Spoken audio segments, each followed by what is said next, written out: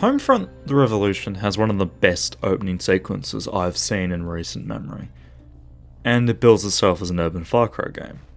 An interesting idea, and it's already a follow-up from one of the more inventive shooters in recent memory. And it's from the developers that are, or were, or might be making Dead Island 2. Let's check it out.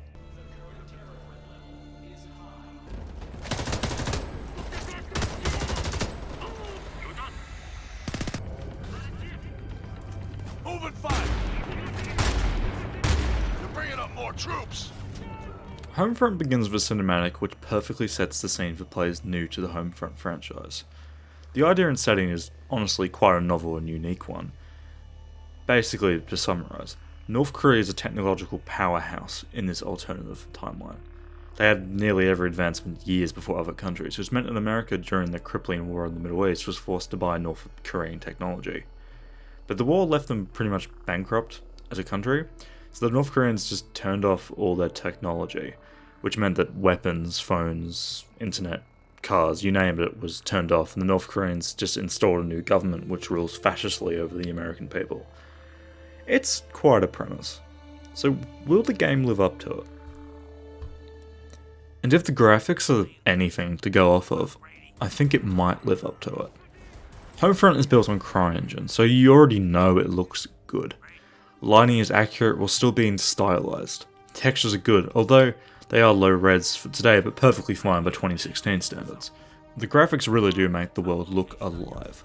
I think the biggest plus for me is just how detailed everything is.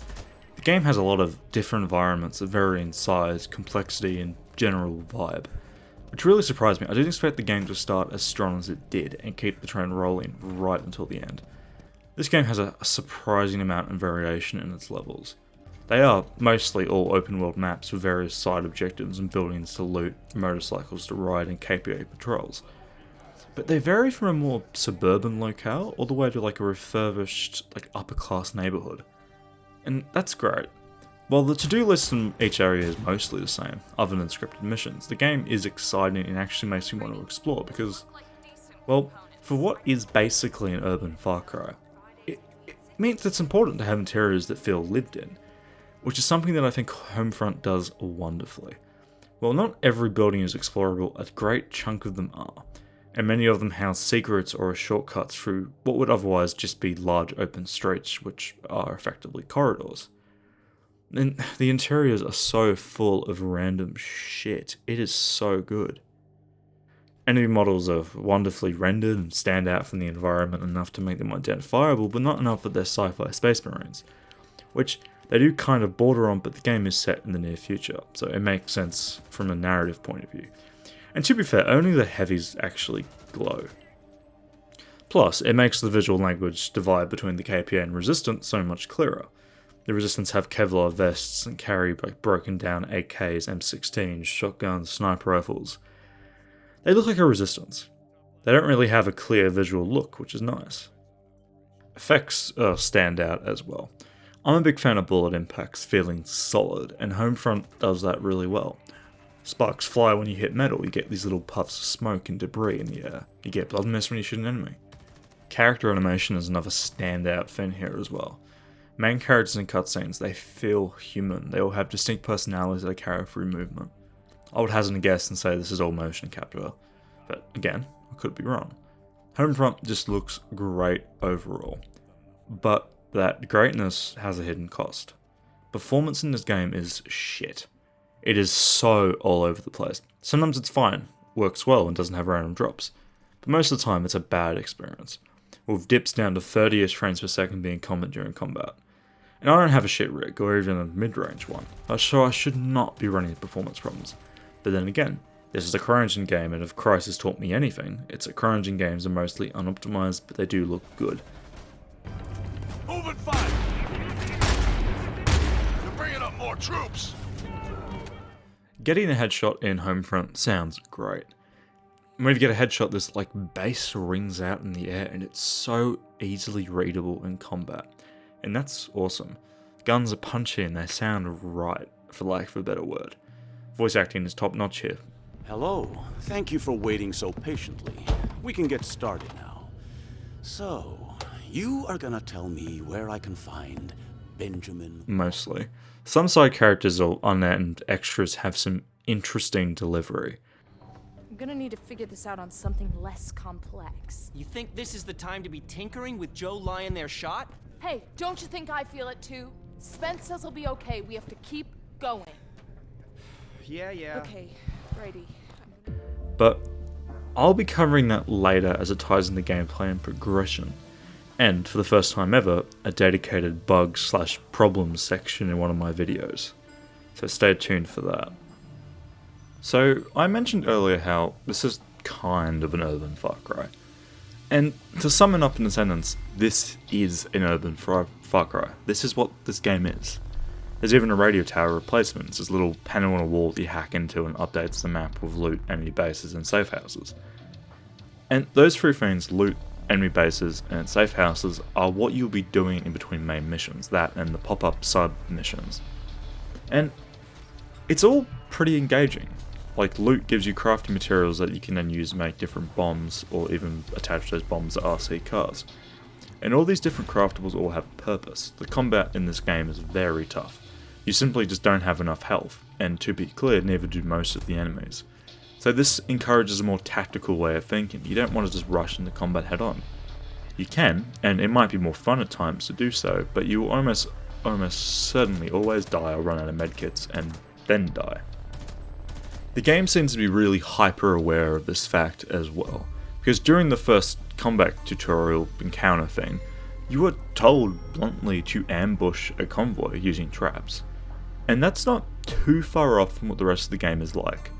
Because, as I said, enemies hit hard in this game, and so do you.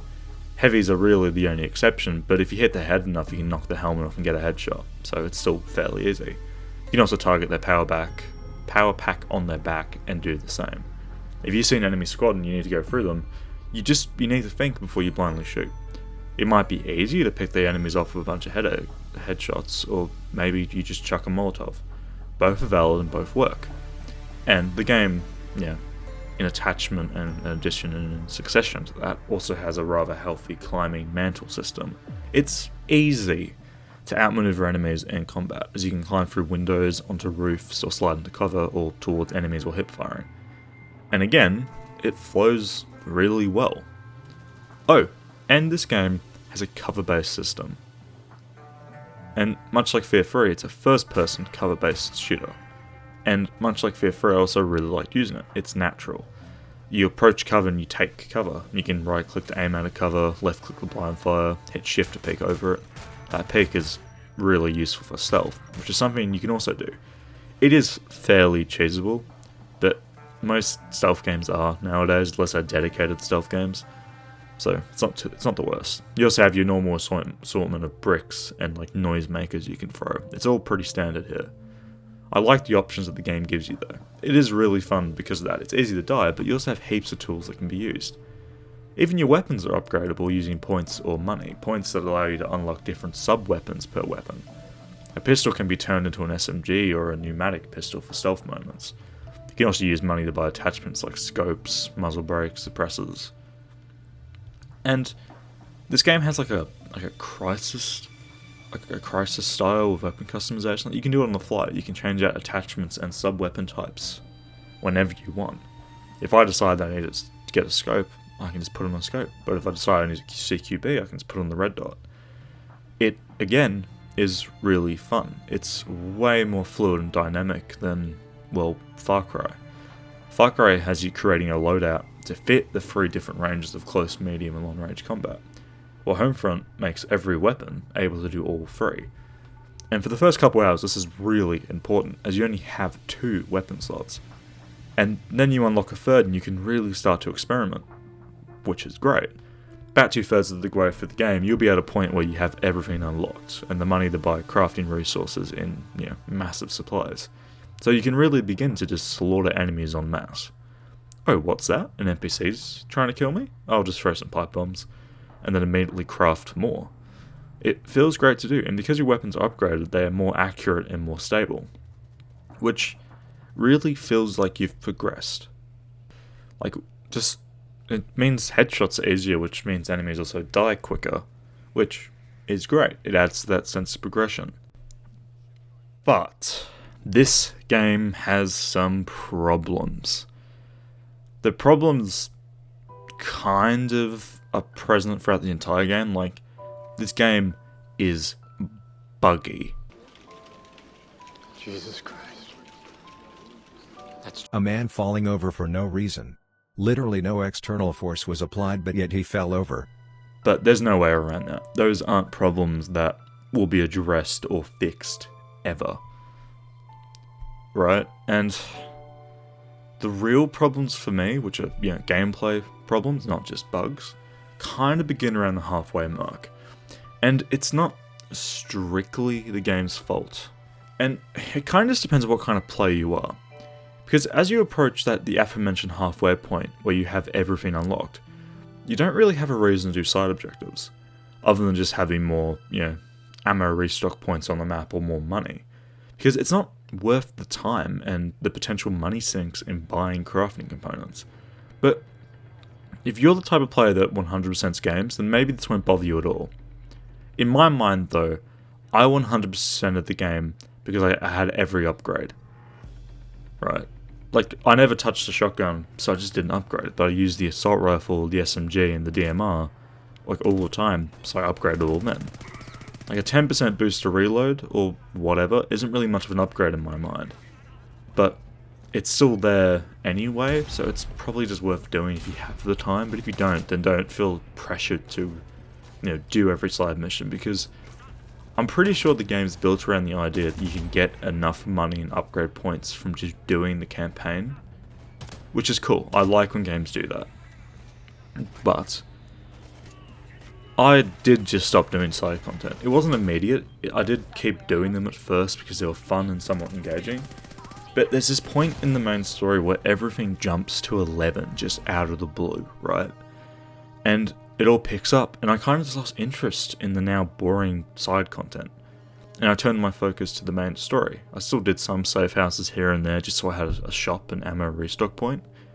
Plus, the worlds in this game, the individual levels and maps, they're good, which is a massive boon to this game. I don't necessarily want to explore, worlds all that often in games, because a lot of games have very standard worlds, right?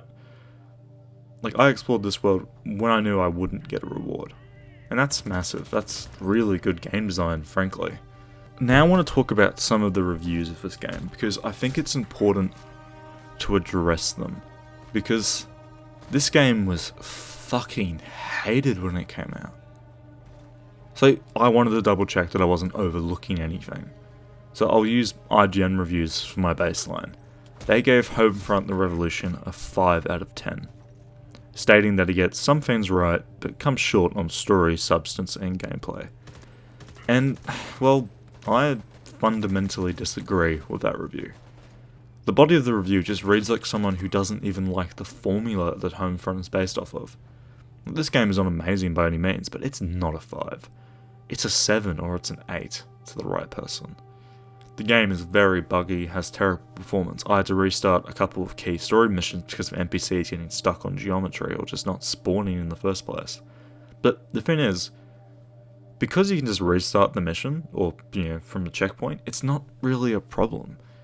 It's annoying, sure, but it's not worth putting the game down or, giving it a 5 on a massive review that thousands of people are going to see. They also mention how the AI seems slow. I didn't really get that. I thought the AI was fairly intelligent, not groundbreaking, but they managed to flank me once or twice, so it's not slow.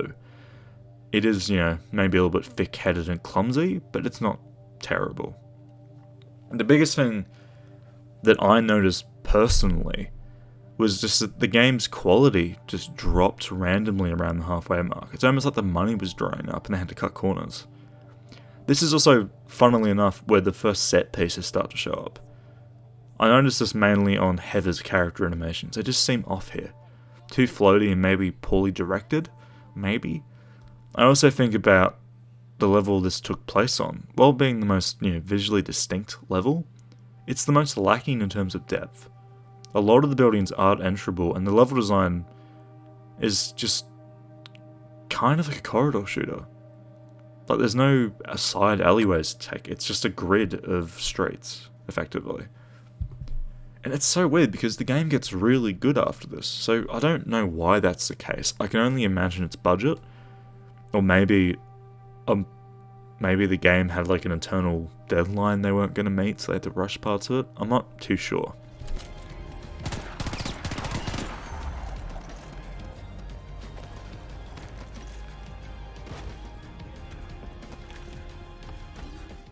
And now we're going to move on to the story. I'll do an overview and then go a little bit deeper into the bigger plot elements. The general idea is that North Koreans are now the economic powerhouse of the world. And basically they own America because of some debts that forced America to sell themselves to North Korea to pay off the debt. We play as Ethan Brady, a new Resistance member whose cell is about to be graced by Resistance best boy Benjamin Walker. He's the leader of the Resistance, basically, the figurehead. And at this point, we're 4 or so years into the Korean occupation. Or, as the game calls them, Norks, which, to me, just sounds like a slur. So I'm just not going to use it. I'm just going to say North Koreans, like everyone else. But, continuing on, Brady's cell is attacked by the KPA, who then interrogate everyone, before Walker shows up and he frees you. But he takes a bullet in the leg during the process.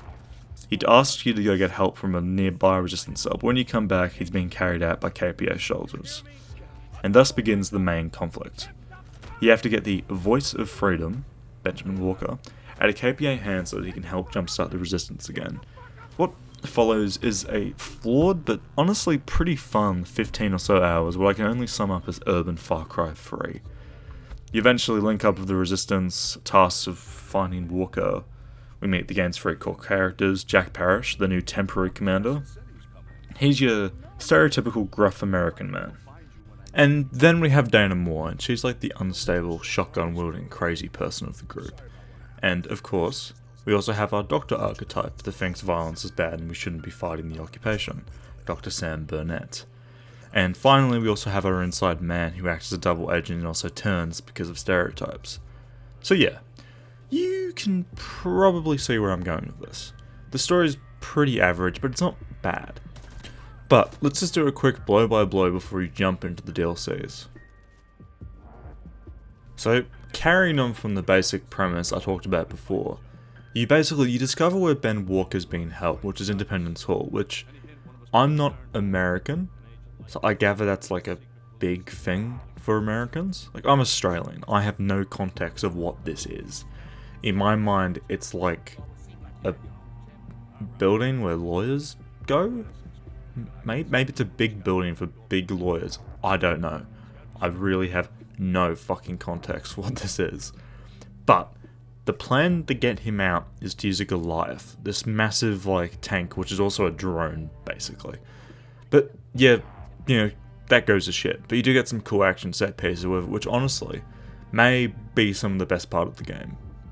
You even get to do a cool sequence where you sneak into a dockyard to steal the Goliath in the first place. Crawford, our double agent spy man, suggests that we have to pretend to have you captured, you being the main character. So you get brought to Independence Hall, so everyone says yes, trusting the obviously shady man, who then turns out to be bad and worked with the KPA-aligned mayor the entire time. Again, a very obvious twist, but it does work. And then the bombshell twist happens. Walker, the Resistance best boy, has been brainwashed into a KPA shill, which means that morale seriously drops within the Resistance, plus you're also trapped in the hall and surrounded by enemies, until you manage to break out and the Goliath comes and saves you. A random side character dies, for which we're meant to feel sad about, but again, you have no frame of reference for who this character is. She popped up probably, 45 minutes ago, and now she's dead. So, who the fuck cares, basically? And then, because Walker's basically a KPA shill and, not gonna really work with the Resistance anymore, you get appointed new poster boy of the Resistance, and then an all-out assault by the KPA starts to happen on Resistance cells. You manage to help repel some of these assaults, but you lose massive amounts of people. Daytona suggests that maybe we should force the mayor to say that the Resistance is great on live TV, to help get some recruits, a recruitment drive basically. So we do that. Dana, due to some undisclosed beef with the mayor, begins to lose her shit. I think it's implied to be some sort of sexual abuse or assault, so fair enough. The mayor states that there's a reason why we haven't heard from the other cities, citing that they've been gassed. Dana just fucking kills them, and it kind of incites a city-wide riot, effectively. But then, in a twist that no one saw coming, the city that we're in, Philadelphia, begins to be gassed. And the Resistance has to make one last stand to prevent untold numbers of innocents from dying. Dana sacrifices herself to blow up an APC, Paris gets shot, and Brady manages to save the day with Parrish's help. And that's where the base game ends. But there's DLCs, because thank fuck, because the main game just ends so abruptly. This last mission comes out of fucking nowhere. Which is, you know, it's nice that we're not done, because we still have 3 DLCs. Which I didn't actually know about until I was writing this part of the script. So that's kind of annoying. But effectively, they act as a prequel and a 2-part epilogue, effectively. So let's go check them out. If I were to describe the DLCs in a sentence, it would be that the DLCs are basically everything that the base game was missing. We have set pieces, we have like these big old wave-based combat sections, we have more streamlined combat arenas. It's basically a series of DLC based around like an imitation of a COD or a Battlefield campaign, which is cool. The DLCs are very different from the base game in that regard, and maybe that works for you, maybe it doesn't. If you like the base game, I do recommend them, but in terms of a narrative, it's basically 1 prequel and 2 epilogues. The Voice of Freedom DLC, the first DLC, follows Walker on his way to Brady's cell at the start of the base game. You don't fight KPA in this game, you actually fight bandits, which, you know, is different from the base game, has some cool set pieces, and gives me like major Metro 2033 vibes, which is always welcome. The Aftermath DLC takes place directly after the base game's ending, and now we're tasked with hunting down Walker, who is now spewing propaganda for the KPA. We find him, but he's good now. Let's go. We get out, we have a nice set piece, we finish our DLC. And yet, so we're clear, there's no new mechanics or anything in neither of these first 2 DLCs. I don't think much has been changed at all, actually. You only get access to some of the weapon upgrades now, but I assume that was just for balancing. But the final DLC, Beyond the Wall, is a bit different than the other 2. I can say this very confidently, it's very good. It is easily the best part of Homefront 2. Mind you, you have to buy the DLC separately, so it does add extra cost, but I actually recommend them. But onto Beyond the Wall. It's the ending the base game needed, and it seriously expands on the combat sandbox that was slowly fading into view during the other 2 DLCs. Most of the combat in Beyond the Wall is set in bigger combat arenas than any previous section of the game. You have much more flexibility in how you approach, where you approach from, and what attachments actually make sense for a weapon. It's way harder as well. Enemies might hit harder, or maybe it's because upgrades in the base game don't carry over fully. I'm not too sure, but I do know that it's worth buying in my opinion. It's a tragedy that's only available when bundled with the other DLCs, which, while good, are not as good as this one. But to be fair, while the DLCs are around the same length, right? They're rather short, maybe taking 3 hours or so all up, and they cost 22 Australian dollars to buy. That is a lot for 3 hours of gameplay. If you can get it on special, go for it. But despite its quality, I can't recommend the DLC for that price, but if it is on special for like $10, yeah, give it a go. But I can recommend the base game for its price of 28 Australian. The game may be buggy as fuck, even years after release, but this game has some brilliant execution and some really stellar gameplay. It has heart, which isn't something you can really say about a lot of games, especially shooters nowadays. It's an urban Far Cry, it's Red Dawn but set in a city. I really liked it. And I know I say I liked most of the games I play, and I do like them. Most of the games are, you know, pretty alright or okay. But this, despite some bugs, shitty performance, a lackluster narrative and some weird AI, is pretty good. It's like, what, a solid 7 out of 10? So, if the takeaway from this video is going to be anything, it's that you should go buy Homefront. Either now or the next time it's on sale. But yes, Thanks for watching, please subscribe, please like. It really helps the video get noticed by more people. It really helps me understand what I'm actually doing. Good, bad, mediocre, whatever, it's all helpful. But yeah, I'll catch you in the next one. Thanks for watching.